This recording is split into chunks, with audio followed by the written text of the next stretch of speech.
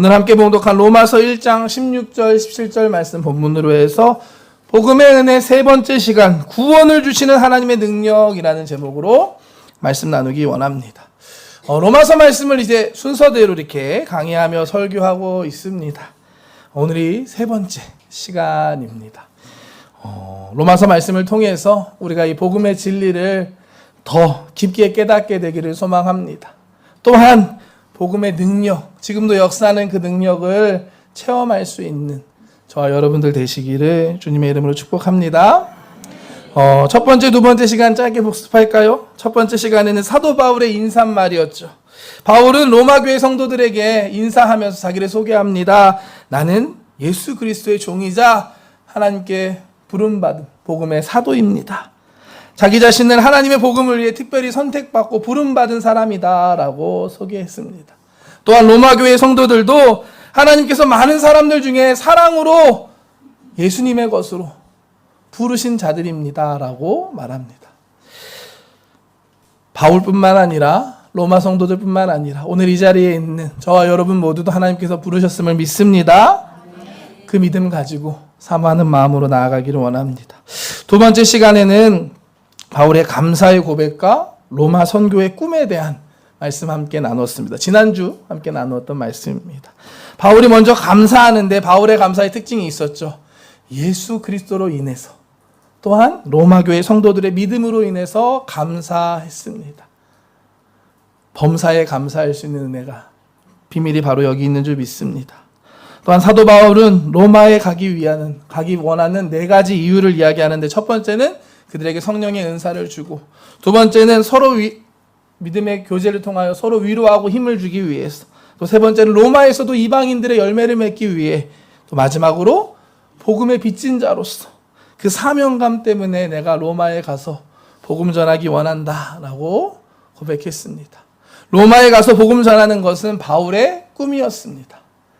여러분 꿈 있으시나요? 지난주에 제가 한 중학교 친구가 초등학교 4학년이 꿈을 얘기했는데 사이제리아 알바하는 게 꿈이다. 우리의 꿈이 그래서는 안 될 겁니다. 이 세상 살아가는 사람들과 같이 이 땅에서 잘 먹고 잘 사는 것으로 끝나는 것이 아니라 정말 한 단계 높은 하나님의 꿈, 복음을 전하고 이 땅을 새롭게 하나님의 나라로 세워가는 이 놀라운 하나님의 꿈을 꾸고 그 꿈을 품고 살아갈 수 있는 저와 여러분들 되시기를 주님의 이름으로 축복합니다. 아멘. 오늘 이제 세 번째 시간 이제 본문으로 들어갑니다. 로마서를 기독교 복음의 기본이고 핵심이다라고 이야기하는데요. 드디어 오늘 이 복음에 대한 말씀을 시작합니다. 먼저 바울은 내가 복음을 부끄러워하지 아니한다라고 고백하고 있습니다. 16절 말씀 보면 내가 복음을 부끄러워하지 아니하노니라고 시작하고 있습니다. 복음이 뭐라고 말씀드렸죠? 유앙겔리온, 굿뉴스, 좋은 소식이라는 뜻입니다. 그 당시에는 황제가 새롭게 탄생한 것, 또 전쟁에서 승리한 소식이 이 유앙겔리온 복음이었습니다. 하지만 바울에게 있어서 복음은 좀 달랐죠. 바울에게 있어 복음은 뭐였냐? 구원의 메시지, 예수 그리스도, 예수님의 십자가가 그에게는 복음이고 좋은 소식이었습니다. 로마서 1장 2절에서 4절까지 나오는데요. 한번 볼까요? 함께 말씀 보겠습니다. 이 복음은 하나님이 선지자들을 통하여 그의 아들에 관하여 성경에 미리 약속하신 것이라. 그의 아들에 관하여 말하면 육신으로는 다윗의 혈통에서 나셨고 성결의 영으로는 죽은 자들 가운데서 부활하사 능력으로 하나님의 아들로 선포되셨으니 곧 우리 주 예수 그리스도시니라. 아멘. 이 복음은 막 설명하고 마지막 곧 우리 주 예수 그리스도라고 말하고 있습니다. 복음은 다른 것이 아니라 우리 예수님인 줄 믿습니다. 성경의 말씀대로 많은 선지자들의 예언대로 이 땅에 오셔서 우리를 위해 죽으시고 다시 살아나신 우리를 구원하신 그 예수님이 우리에게 복음이 되는 줄 믿습니다. 우리가 교회에 오고 예수님 믿고 하면 좋은 게 많이 있습니다. 병 고침을 받기도 하고 때로 하나님께 축복받을 수도 있지만 이 모든 건 사실 부차적인 것입니다. 죽었다 살아난들 해도 언젠가 때가 되면 그 사람은 다시 죽을 수밖에 없습니다. 우리의 진정한 복음은 오직 예수 그리스도 뿐이십니다. 이 사실을 믿고 오직 예수님만 붙잡고 나아가는 여러분 되시기를 주님의 이름으로 축복합니다. 사도 바울은 16절 말씀에 내가 이 복음을 부끄러워하지 않는다라고 고백합니다. 근데 잘 생각해 보면 이 말은 누군가는 이 복음을 부끄러워하고 있다라는 의미가 있습니다. 누구라도 부끄러워하지 않을 것이라면 바울이 여기서 나는 부끄러워하지 않는다라고 강조할 필요가 없었을 것입니다. 실제로 예수님의 십자가는 당시의 사람들, 당시의 문화로 봤을 때는 부끄러운 것이었습니다. 십자가는 노예나 전쟁 포로들, 이런 사람들을 고통스럽게 정말 저주 가운데 죽이기 위해 만들었던 형틀, 사형 도구였습니다. 절대로 자랑스러운, 영광스러운 게 아니었습니다. 부끄러운 것이었습니다. 사도 바울도 이러한 것들을 잘 알고 있었습니다. 고린도전서 말씀에 이렇게 고백하는데요. 십자가의 도가 멸망하는 자들에게는 미련한 것이요 구원을 받는 우리에게는 하나님의 능력이다. 23절도 우리는 십자가에 못 박힌 그리스도를 전하니 유대인에게는 거리끼는 것이요 이방인에게는 미련한 것이다. 아멘. 그 당시 사람들에게 십자가, 복음은 거리끼는 것이고 미련하다 여겨지는 것이었습니다. 사실 이러한 관점은 지금도 크게 다르지 않은 것 같습니다. 특히 최근에 한국에서는 이 기독교 교회에 대한 이미지가 정말 많이 안 좋아졌다라고 합니다. 그래서 교회 다니는 것을 떳떳하게 드러내지 못하는 사람들이 많다. 특히 젊은이들 중에서 그런 사람들이 많다라는 이야기를 들었습니다. 참으로 안타까운, 너무나 안타까운 모습입니다. 옛날엔 안 그랬거든요. 제 기억에 제가 제 어렸을 때 기억인데요. 제가 초등학교 한 3, 4학년 정도 때로 기억합니다. 그때 학교에서 설문조사 이런 거 했거든요. 뭐냐면 선생님이 어떤 질문을 하면 그게 해당하는 사람 손 드는 겁니다. 그래서 이렇게 설문조사 이런 걸 했는데 그 당시 종교에 대한 질문도 있었습니다. 어떤 종교를 갖고 있는지 질문하면 이렇게 손을 들어서 답하는 거였습니다. 그때 교회 다니는 사람 손 들으세요라고 선생님이 했을 때 제 기억이 한 3분의 1 정도 저희 반에서 다 같이 이렇게 손을 들었습니다. 더욱이 손든 아이들 보니까 반장, 부반장이 있었고요. 또 공부 잘하는 애들, 좀 힘도 센 애들, 그런 애들이 다 교회를 다니고 있는 거예요. 같이 손 들고 있는데 뭔가 제 어깨가 이렇게 으쓱 올라가는 그런 기억이 있습니다. 그때는 오히려 불교 다니는 사람 손 들라고 하니까 그때 막 무슨 불교야 냄새 나는 것 같아 막 이런 게 놀렸던 어렸을 때 그랬던 기억이 있습니다. 불과 30년 정도 전의 일인데 지금 너무나 많이 안타깝게 변하고 말았습니다. 우리가 다시 회복해야 할 줄 믿습니다. 우리 기독교가, 우리 복음이 더 이상 부끄러워져서는 안 될 것입니다. 오늘 본문에서도 사도 바울은 단호하게 말합니다. 내가 이 복음을 부끄러워하지 아니하노니. 저와 여러분들도 어느 곳에 있든지 언제든지 이 복음을 부끄러워하지 않는 믿음의 성도님들 되시기를 주님의 이름으로 축복합니다. 아멘. 부끄러워하시면 안 됩니다. 왜냐? 우리 주님께서 다 보고 계세요. 다 알고 계세요. 말씀 볼까요? 마가복음 8장 38절 말씀입니다. 누구든지 이 음란하고 죄 많은 세대에서 나와 내 말을 부끄러워하면 인자도 아버지의 영광으로 거룩한 천사들과 함께 올 때에 그 사람을 부끄러워하리로다. 아멘. 주님이 우리를 부끄러워하시면 안 됩니다. 세상 가운데서 우리 예수님을, 복음을 부끄러워하지 않는 저와 여러분들 되시기를 축복합니다. 오히려 세상 속에서 빛과 소금의 역할을 감당하면서 그들에게 예수님을, 우리 복음을 전할 수 있는 저와 여러분들 되시기를 주님의 이름으로 축복합니다. 하나님께서 여러분들을 통해서 분명히 기뻐하실 줄 믿습니다. 16절 후반부에 사도 바울은 이제 자신이 복음을 부끄러워하지 않는 이유에 대해서 설명합니다. 그것은 바로 이 사람들이 연약하고 멸시하고 또 부끄러워하는 이 복음이 사실은 모든 믿는 자들에게 구원 주시는 하나님의 능력이다 라고 말하고 있습니다. 복음이 우리에게 구원을 주시는 하나님의 능력임을 믿습니다. 우리의 삶에서 이 구원의 능력을 체험했기 때문에, 우리가 그 맛을 알기 때문에 이 자리에 있는 줄 믿습니다. 오늘 이 자리에서도 그 은혜를 사모하며 우리가 예배하고 있는 줄 믿습니다. 우리가 예수님으로 인해 죄사함 받았고 구원받았고 이 땅에서 천국 소망을 가지고 살고 하나님의 자녀로 살아갈 수 있는 것입니다. 하나님의 은혜와 사랑과 성령님이 함께 하시는 그 은혜 안에서 영혼이 잘되고 범사가 잘되고 강건한 축복을 누리며 살아가는 것, 이 모든 것이 구원을 주시는 하나님의 능력, 복음의 능력임을 믿습니다. 이 능력을 알 때 우리가 이 복음을 정말로 부끄러워하지 않을 수 있습니다. 16절 말씀 다시 한번 볼까요? 내가 복음을 부끄러워하지 아니하노니 이 복음은 모든 믿는 자에게 구원을 주시는 하나님의 능력이 됨이라. 먼저는 유대인에게요 그리고 헬라인에게로다. 유대인이든 헬라인이든 상관없이 모든 이에게, 모든 믿는 자에게 구원을 주시는 하나님의 능력이 바로 이 복음, 우리 예수님이심을 믿으시기를 주님의 이름으로 축복합니다. 복음을 부끄러워하지 않는 예수 그리스도의 복음을 전할 수 있는 저와 여러분 되시기를 축복합니다. 이어지는 17절 말씀은 이제 로마서의 주제 문장이라고도 하는 말씀입니다. 아주 유명한 말씀이고요. 로마서의 주제인 이신칭의 들어보셨나요? 믿음으로 구원을 얻는다. 이신칭의 믿음으로 우리가 의로움, 구원을 얻는다라는 이 주제, 교리가 잘 들어있는 말씀이 17절의 말씀입니다. 17절 말씀 함께 복독하겠습니다. 복음에는 하나님의 의가 나타나서 믿음으로 믿음에 이르게 하나니 기록된 바 오직 의인은 믿음으로 말미암아 살리라 함과 같으니라. 아멘. 복음에는 하나님의 의가 나타남으로 믿음으로 믿음에 이르게 한다라고 말하고 있습니다. 이 말씀을 좀 우리가 오늘 좀 구체적으로 살펴보기 원하는데요. 여기에서 복음에서 나타나는 하나님의 의, 과연 이 하나님의 의는 무엇일까요? 하나님의 의는 세 가지 정도로 나누어 볼 수 있을 것 같습니다. 먼저 첫 번째로는 하나님의 속성입니다.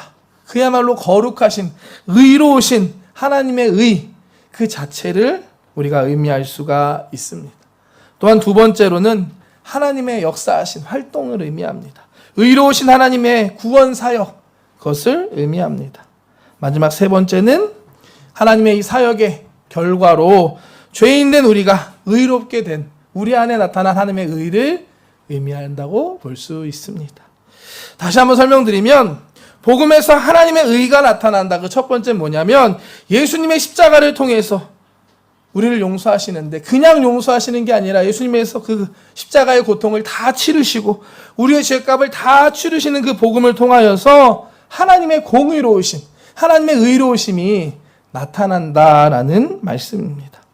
또한 두 번째로 그 아들 독생자 예수 그리스도를 우리를 위해 이 땅에 보내주시고 우리를 위해 죽이시고 우리를 구원하신 이 하나님의 의로우신 선하신 사역을 통하여서 하나님의 의, 하나님의 행하신 것들이 나타나는 것입니다. 마지막으로 죄인된 우리가 이 예수님을 통해 복음을 통해 의롭다 여김을 받고 의롭게 된 하나님의 의가 나타나는 것입니다. 복음을 통해 예수님을 통해 이와 같은 하나님의 의가 우리에게 나타나는 줄 믿습니다. 이와 같이 나타난 하나님의 의는 우리를 믿음으로 믿음에 이르게 한다라고 설명합니다. 믿음으로 믿음에 이르게 된다. 여러분 잘 이해가 되시나요?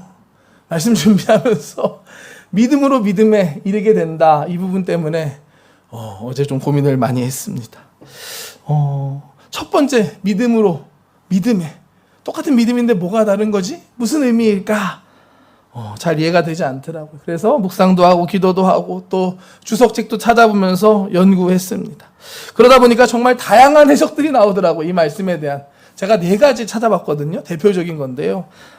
한번 우리 하나씩 천천히 한번 들어보시기 바랍니다. 첫 번째는 뭐냐면 이 믿음의 기원에 관련된 것으로 해석하는 사람들이 있습니다. 믿음으로 믿음인데 이 첫 번째 믿음은 하나님의 믿음이에요. 하나님의 신실하심. 그리고 두 번째 믿음에 이르는 것은 우리의 믿음을 의미하는 것입니다. 간단히 다시 말하면 하나님의 믿음으로부터 우리의 믿음에 이르게 된다. 언제나 하나님의 믿음, 하나님의 신실하심이 먼저이고 그 다음에 우리의 믿음이 따라가는 것이다. 이렇게 이 말씀을 해석하는 사람들이 있었습니다. 두 번째로는 이 하나님과 우리 관계가 아니라 우리 서로 관계 속에서 복음을 전파하는 그런 의미로 해석하는 사람들도 있었습니다. 믿음으로 믿음에 믿음으로 믿음에, 내가 복음을 전할 때 내 믿음이 너에게 전도를 통해서 이렇게 전파된다, 이렇게 해석하는 사람들이 있었습니다. 세 번째는 믿음의 성장, 믿음으로 믿음에, 내 믿음이 믿음으로 믿음에 더 성장하고 다음 단계의 믿음으로 자라난다, 이렇게 해석하는 게 세 번째가 있었습니다. 첫 번째가 뭐였죠, 여러분? 네. 네. 첫 번째는 하나님과 우리, 두 번째는 우리 서로 사이 전도를 통해, 세 번째는 나의 믿음이 더 높은 단계로 믿음으로 믿음에 이르게 된다. 마지막 네 번째는 믿음의 탁월성을 설명한다. 이 경우에는 이 문장은 수사적인 표현이다. 이게 뭔 말이냐? 쉽게 말해서 결국 이 믿음 다 똑같은 믿음이고, 믿음에서 시작해서 믿음으로 끝나는 거다라는 의미입니다. NIV 영어 성경에서도 그렇고 일본어 성경에도 그렇게 번역이 되어 있는데요. 영어 성경 보면 처음부터 끝까지 믿음에 의해 라고 번역이 되어 있고, 일본어 성경도 믿음으로 시작해서 믿음에 이른다. 믿음으로 시작하고 믿음으로 끝난다라는 해석이 네 번째가 있었습니다. 설명을 하면 할수록 더 복잡해지고 하지만 우리가 이런 것들을 통해서 이 말씀을 더 입체적으로 또 깊게 여러 가지로 생각하고 볼 수 있는 것입니다. 결국 이 네 가지 해석 다 제가 결론 내진 것은 뭐냐면, 복음을 통해 나타나는 하나님의 의는 우리를 믿음으로 믿음에 이르게 한다. 그 믿음이 어떠한 믿음은 상관없이 믿음을 더 온전하게, 더 성장하고 우리의 믿음을 자라게 한다라는 의미라고 해석했습니다. 이어지는 말씀과 연결해서 해석해 보아도 이 의미가 잘 전달이 됩니다. 한번 볼까요? 17절 말씀 보겠습니다. 복음에는 하나님의 의가 나타나서 믿음으로 믿음에 이르게 하나니 기록된 바 오직 의는 믿음으로 말미암아 살리라 함과 같으니라. 아멘. 많이 들어보셨죠? 기록된 바 오직 의는 믿음으로 말미암아 살리라. 이 말씀이 어디서 나온 건지 아시나요? 모르시죠? 하박국 말씀, 하박국 2장 4절에 나오는 말씀입니다. 이 말씀을 가지고 사도 바울이 이 믿음이 무엇인지 설명하고 또 믿음의 중요성, 또 그걸 강조하고 있는 말씀인 것입니다. 하박국 선지자가 어떤 사람이냐면, 재밌습니다. 하박국 선지자 보면 재밌는데 뭐냐면 하나님한테 불만을 품었던 사람이었습니다. 어떤 불만이었냐면, 하나님, 범죄한 잘못한 이스라엘을 심판하는 건 알겠는데 그렇다고 해서 더 악하고 더 무지막지한 이 바벨론이란 민족을 통해 하는 게 옳은 겁니까? 쉽게 말해서 악한 사람이 있다고 해서 더 악한 사람들을 통해 이들을 심판하는 게 과연 의로운 것입니까? 맞는 것입니까? 라고 하나님께 따져 물었던, 불평했던 사람이 이 하박국 선지자였습니다. 그 말씀이 하박국 말씀이에요. 근데 하나님께서 이 하박국에게 말씀하십니다. 뭐라고 말씀하시냐? 악하고 교만한 그 바벨론은 결국 때가 되면, 내 쓰임이 다 끝나면 멸망할 것이다. 하지만 의로운 이스라엘은 결국 그들의 믿음으로 말미암아 살 것이다. 내가 살릴 것이다. 라고 말씀하십니다. 하나님이 이것을 믿으라 라고 하박국에게 말씀하십니다. 다시 말해, 지금은 이해할 수 없는 고난과 환난이 있지만 그 안에서 온전히 하나님을 믿음으로 나아갈 때 믿는 사람들은 결국 그 믿은 대로 살게 될 것이다 라는 하나님의 말씀입니다. 그래서 결국 하박국의 마지막이 어떻게 바뀌는지 아십니까? 마지막 말씀 함께 볼까요? 하박국의 마지막 고백입니다. 비록 무화과 나무가 무성하지 못하며 포도나무에 열매가 없으며 감람나무에 소출이 없으며 밭에 먹을 것이 없으며 우리의 양이 없으며 외양간에 소가 없을지라도 나는 야훼로 말미암아 즐거워하며 나의 구원의 하나님으로 말미암아 기뻐하리로다. 주 야훼는 나의 힘이시라. 나의 발을 사슴과 같게 하사 나를 나의 높은 곳으로 다니게 하시리로다. 이 노래는 지휘하는 사람을 위하여 내 수금에 맞춘 것입니다. 노래로 고백하는데 무화과 나무님 아시죠? 다 없지만 하나님으로 말미암아 내가 기뻐한다. 이 하나님이 나의 힘이시고 나를 사슴과 같이 높은 곳으로 다니게 하실 것이다 라는 믿음의 고백으로 끝이 납니다. 하나님을 온전히 믿을 때 할 수 있는 고백입니다. 이와 같은 구약의 하박국 선지자의 말씀을 통해 사도 바울이 믿음에 대해서 말하고 있는 겁니다. 우리에게 믿음이 얼마나 중요한지, 믿음이 무엇인지 설명하고 또한 강조하고 있는 것입니다. 오직 의인은 믿음으로 말미암아 살리라. 미래의 말씀이죠. 믿는 자에 대한 하나님의 약속의 말씀입니다. 지금 현재 상황은 고난과 핍박 가운데 있을지라도, 여전히 나는 부족하고 온전하지 못한 모습일지라도 하나님을 믿으라는 것입니다. 하나님을 믿을 때 결국 하나님께서 우리를 구원해 주시고 복음의 능력으로 믿는 자들을 구원받게, 살게 하시고 의롭게 하신다는 약속의 소망의 말씀입니다. 이것이 로마서 전체의 주제인 믿음으로 의롭게 되고 믿음으로 구원받는 이신층의 말씀인 줄 믿습니다. 오늘 말씀 정리합니다. 사도 바울에게 있어 복음은 오직 예수 그리스도이셨습니다. 복음은 모든 믿는 자에게 구원을 주시는 하나님의 능력이었습니다. 이 복음을 부끄러워하지 않는다라고 고백합니다. 저와 여러분들도 이 예수님을, 우리에게 주신 이 놀라운 복음을 부끄러워하지 않는 저와 여러분들 되시기를 바랍니다. 이 복음이 하나님의 능력이 되는 것은 복음을 통해 우리가 온전한 믿음을 얻게 되기 때문입니다. 복음에는 하나님의 의가 나타나서 믿음으로 믿음에 이르게 된다라고 말씀합니다. 복음에서 나타나는 하나님의 의를 통해 결국 우리의 믿음이 온전해진다라는 말씀입니다.